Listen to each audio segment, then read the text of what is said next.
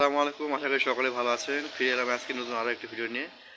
আজকের ভিডিওটি হচ্ছে একটি ঝটপট করে চার্জার লাইট কীভাবে তৈরি করা যায় সেটি নিয়েই। মূলত আজকে ভিডিওটি আমি দোকানে শ্যুট করেছি, কেননা আমাদের জয়পুরহাট শহরে রাস্তার কাজ চলছে, প্লাস দুপাশে ড্রেনের কাজ চলছে।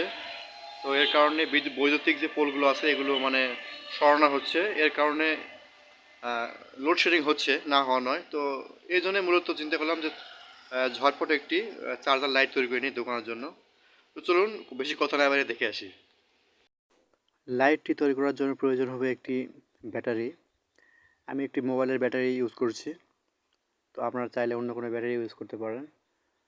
এরপর একটি ছোট বাল্ব, যেটা আমি ল্যাম্প হিসেবে ব্যবহার করব, একটি রেজিস্টর 1K রেজিস্টর, আর হচ্ছে আপনার কিছু তার, আর এই যে 5 ভোল্টের এসিডিসি বাল্বের যে প্লেটটা এটা, আর লাগবে হচ্ছে একটি ডায়োড। এখন ব্যাটারিটির নেগেটিভ এবং পজিটিভ চিহ্নিত করতে হবে। তো এর আগে আমি এখানে যে তারটি লাগানো আছে এটা আমি খুলব। এরপরে আমি নেগেটিভ এবং পজিটিভ মাল্টিমিটারের সাহায্য পরীক্ষা করে নেব। ওকে, খোলা হয়েছে। ওকে, আমি এখন মাল্টিমিটারের সাহায্য নেগেটিভ এবং পজিটিভ চেক করে নেব। তো আমি সিলেক্টর নবটি 20 ভোল্ট ডিসি 20 ভোল্টে সিলেক্ট করে রেখেছি। এখন আমি এই দুটো টার্মিনাল দিয়ে আমি চেক করে দেখব কোনটা নেগেটিভ এবং কোনটা পজিটিভ। দেখেন এটা কিন্তু মাইনাস হয়েছে, আর এই পাশে যদি এখন ঘুরাই তাহলে এই পাশে এটা পজিটিভ পেলাম আর এটা হচ্ছে নেগেটিভ। হ্যাঁ, এখন আমি এটা চিহ্ন করে নেব। মার্ক না করলে সমস্যা, মার্ক করতে হবে। আবার একটি ফাইনাল করে দেখে নিলাম। তো এখন আমি এটা একটা আমার বোঝার জন্য একটা চিহ্ন দিয়ে নিচ্ছি। এখানে পজিটিভ নেগেটিভ চিহ্ন দিচ্ছি। এটা হচ্ছে পজিটিভ আর অপর প্রান্তে এটা হচ্ছে নেগেটিভ। তো চেক করা শেষ, এখন সোল্ডারিং করব। এটা হচ্ছে পজিটিভ, ওই পাশে নেগেটিভ। তো এই পজিটিভ প্রান্তে এই ডায়োডটি লাগাবো। ডায়োডের যে পজিটিভ, হ্যাঁ, পজিটিভ প্রান্তটি ব্যাটারির যে পজিটিভ আছে এইখানে কানেক্ট করব, সোল্ডারিং করে দিয়ে কানেক্ট করে দেব। তো এখন ডায়োডটি আমি পজিটিভ প্রান্তে কানেক্ট করে দিচ্ছি। দেখেন কানেক্ট করা শেষ। এখন এখানে একটি রেজিস্টর, এটা 1K রেজিস্টর নিয়েছি আমি। এটা ডায়োডের যে নেগেটিভ প্রান্ত যেটি আছে ওই পাশে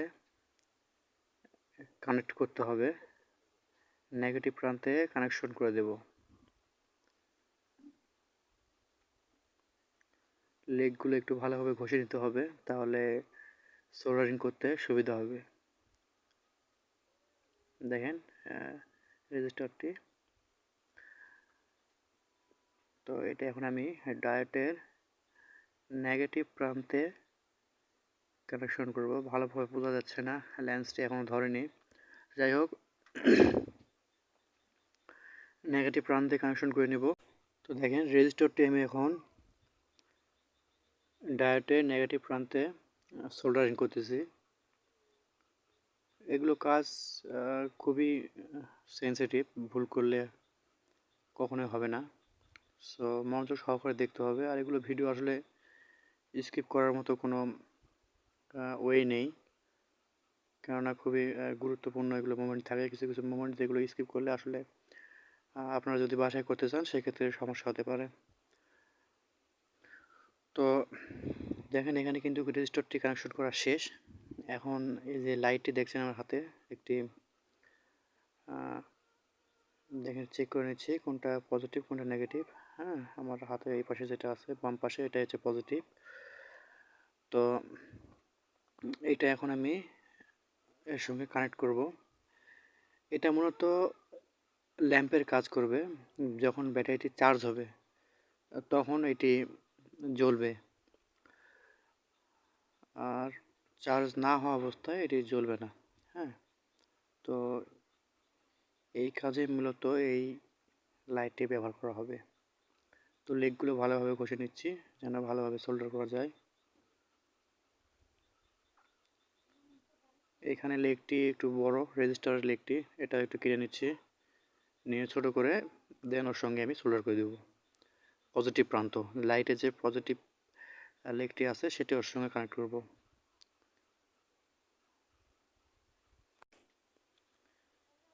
ওকে, এখন আমি সোল্ডার করছি। দেখেন রেজিস্টরের সঙ্গে লাইটের যে পজিটিভ টার্মিনালটি ছিল সেটি কানেকশন দিলাম। এখন নেগেটিভ যে প্রান্তটি আছে লাইটের, যেটি ল্যাম্প হিসেবে ব্যবহার করতেছি লাইটটি, এটি নেগেটিভটা ব্যাটারির যে নেগেটিভ আছে ওইখানে লাগিয়ে দিলেও হবে, এখানে কোনো সমস্যা নেই। এখানে মূলত ডায়োডটি ব্যবহার করা হয়েছে, চার্জটি শুধু এখানে ভিতরে প্রবেশ করবে, কিন্তু ডায়োডের অপোজিটে কিন্তু চার্জটি বের হবে না। এই জন্য ডায়োডটি এখানে ব্যবহার করা, মানে চার্জটি স্টোর হবে বাট ওখান থেকে এই পাশে বের হবে না। তো ডায়োডের পজিটিভ প্রান্ত থেকে কিন্তু আমাদের ব্যাটারির যে চার্জটি আছে এটি ইউজ করতে হবে। তো দেখতে থাকুন, দেখলেই সব কিছু বুঝবেন। তারপরে আমি বিস্তারিত এখানে মুখে বলছি। এখন এই যে ব্যাটারির যে নেগেটিভ টার্মিনাল, এখানে আমি একটি নেগেটিভ কালো রঙের যে ওয়্যারটি আছে এটি কানেকশন করে দিলাম, এবং পজিটিভে এই টার্মিনালটি লাল যে ওয়্যারটি আছে, দেখেন ডায়োডের কিন্তু নেগেটিভ প্রান্তে কিন্তু আমি এটা লাগিয়ে দিলাম, কেননা এই তার দুটো দিয়ে আমি ব্যাটারিটি চার্জ করব। এই জন্য এখানে এই তারের মাথায় কোনো একটা মেল ফিমেল জ্যাক লাগালে সেটি মোবাইলের চার্জারের সাহায্যে খুব সহজেই এখানে এখন চার্জ দেওয়া যাবে। এবং এখানে আরেকটি তার নিচ্ছি, এই তারটিও সেমভাবে কানেকশন হবে, কিন্তু এখানে নেগেটিভেই সোল্ডার করব। পজিটিভটা ডায়োড যেখানে লাগাইছি ডায়োডের পজিটিভে লাগাতে হবে, মানে ডায়োডে কিন্তু নেগেটিভে লাগানো যাবে না। হ্যাঁ, নেগেটিভে কিন্তু লাইন পাবেন না, ও ওদিক দিয়ে শুধু চার্জ ঢুকবে। ওকে, ব্যাটারির নেগেটিভ এবং পজিটিভ এই দুটো তার হচ্ছে আউটপুট, ওই দুটো ইনপুট, এই দুটো হচ্ছে আউটপুট। হ্যাঁ,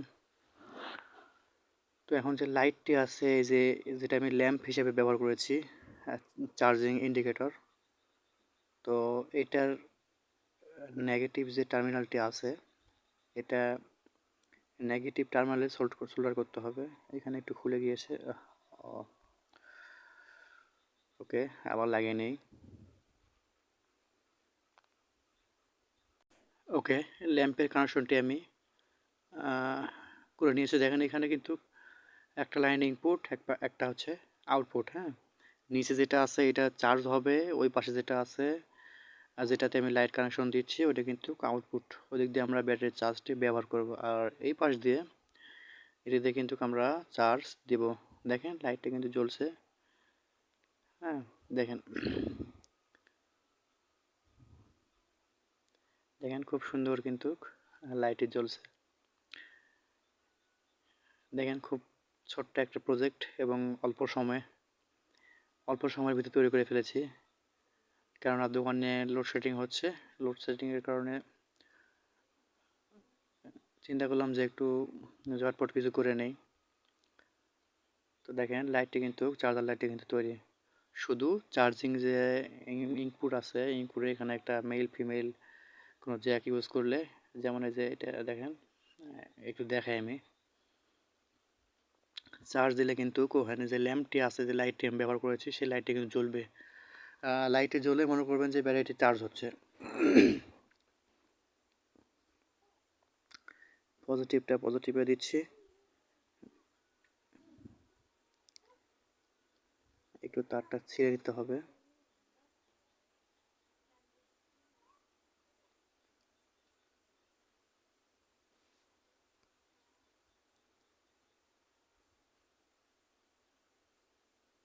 দেখছেন? দেখেন এই যে এখন কিন্তু এখানে চার্জে হচ্ছে সেটা কিন্তু দেখাচ্ছে এখানে, এবং লাইটটা কিন্তু আরো বেশি জ্বলছে। আউটপুটে যে লাইটটি আছে দেখেন এই যে আপ ডাউন করছে। আপনারা কি বুঝতে পারছেন? দেখেন, এই দেখেন এখানে কিন্তু একটা মেল ফিমেল একটা জ্যাক লাগিয়ে নিলে এনাফ। লাইটটি কিন্তু অলমোস্ট কমপ্লিট। আজকের মতো এতটুকুই। ভিডিওটি যদি ভালো লাগে অবশ্যই লাইক কমেন্ট শেয়ার দেবেন, এবং যারা নতুন অবশ্যই আমার চ্যানেলটিতে সাবস্ক্রাইব করে পাশে থাকবেন। ধন্যবাদ।